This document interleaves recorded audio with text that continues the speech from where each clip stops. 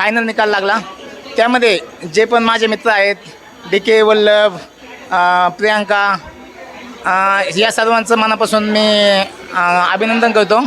तसेच जे माझे मित्र भगवान भाऊ, ऋषिकेश वालतुले, संदीप यांचं काही कारणास्तव म्हणजे झालं नाही, त्यांच्याबद्दल मी दिलगिरी व्यक्त करतो.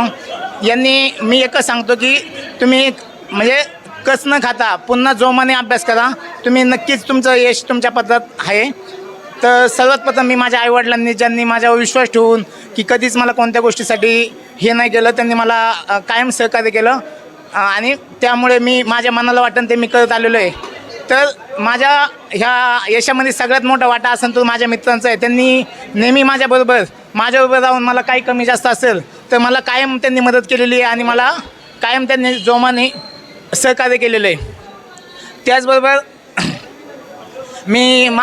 मला MPSCमध्ये मी खूप लेट आलो. म्हणजे 2019ला मी शक्यतो MPSC करण्याचा विचार केला.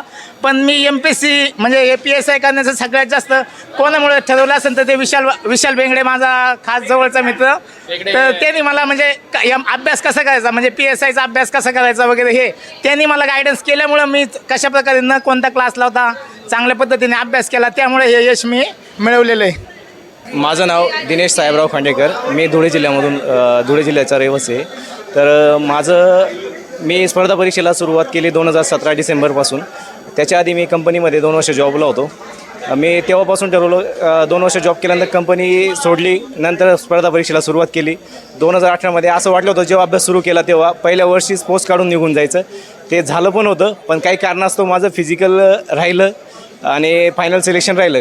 ते आत्तापर्यंत 2018मध्ये सिलेक्शन राहिलं. तर आज 24 उजळला आहे. जवळपास 5 ते 6 वर्षांचा संघर्ष करता आला आणि या संघर्षामध्ये सहभागी असलेले माझ्या मागे खंबीरपणे उभे असलेले माझे आईवडील, मित्रपरिवार आणि मामे भाऊ, माम्या, सगळे गावकरी यांचं मी मनापासून धन्यवाद करतो आणि मित्रपरिवाराचं खूप खूप मनापासून आभार मानतो. आणि खास करून HV देसाई स्पर्धा परीक्षा सेंटरमध्ये अभ्यास करत असताना नरेंद्रभाई निरोधा यांनी कधी मला कोणत्या गोष्टीची कमी पडू दिली नाही किंवा ॲडमिशन नसलं तरी बसू दिलं, तरी मी त्यांचेही आभार मानतो.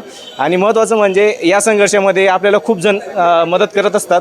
या संघर्षामध्ये मदत करत असताना त्यांच्या मदतीची आपण अपेक्षा जाणीव ठेवली पाहिजे आणि या जाणीवचं आपण कशी परतफेड करण्याजोगी जर करता आली तर 100% करायचं आणि आपल्यामार्फत समाजाचं जे भलं करता येईल ते करण्याचा नक्कीच प्रयत्न करेल.